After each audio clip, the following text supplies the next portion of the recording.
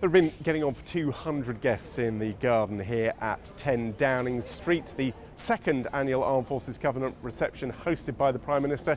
He's been meeting and greeting on the terrace and in the garden both regular members of the Armed Forces, reservists, some employers of reservists and also representatives of some charities. And after meeting some of the guests, the Prime Minister then spoke to them.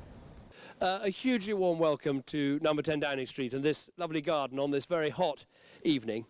I have lots of receptions here and in number 10, but there are very few that give me as much pleasure as tonight, welcoming so many people from our armed services, so many great charities that support our veterans and armed services families, and also some of the businesses that have done so much to help people who are in our armed forces. You're all hugely welcome. It's great to have you here today. I've had something of a military day, actually, because I started with the opening of the renewed Imperial War Museum in Southwark, which was one of my childhood favourite museums. It's had £40 million spent on it, and it is absolutely dazzling, and I would encourage you to go and see it. Obviously, now I'm delighted to have all of you here with your military connections. And then the finale for me tonight is Nancy, my 10-year-old's school outing, which is to go and see Warhorse. And she said, "Daddy, the other daddies are coming. You're not going to let me down, are you?" So, of course, I had to. But going to the Imperial War Museum and seeing their new First World War galleries is such a reminder of the service and sacrifice that people down the ages have given through our military. When you think of the more than 1 million people that served and died from the United Kingdom, when you think that there are 17,000 parishes in this country and only 50 did not lose someone in that conflict, it reminds you of the debt that we owe to those who serve and the families that support them. And that really is what tonight is about.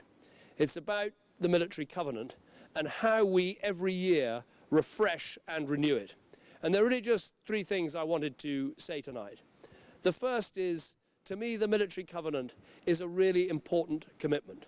I'm very proud of the fact that this government said we weren't just going to take out the military covenant and read it again and have a look at it again. We were going to pass it into law. And that is exactly what we have done. It is a commitment that really matters for our nation. And I think the whole nation wants us to fulfill it properly.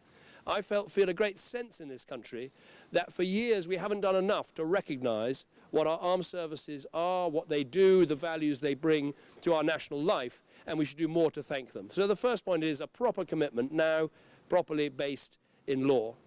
The second thing I want to say is that I think the great thing about the military covenant and the way that we are working this military covenant with the charities and other organisations represented here tonight is every year we are finding ways to add to it, to enhance it.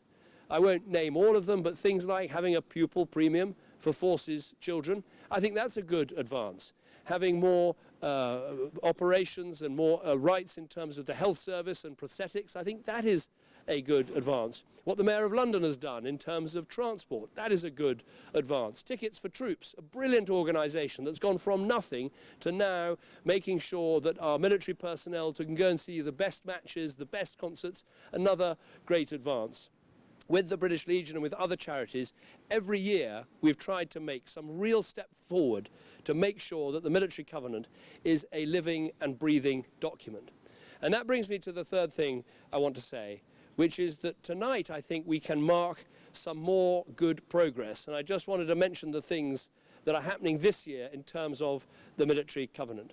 First of all, as you know, we use the LIBOR fines, the fines from people who have behaved badly in the City of London. We use that money to spend on military charities, forces charities and veterans charities.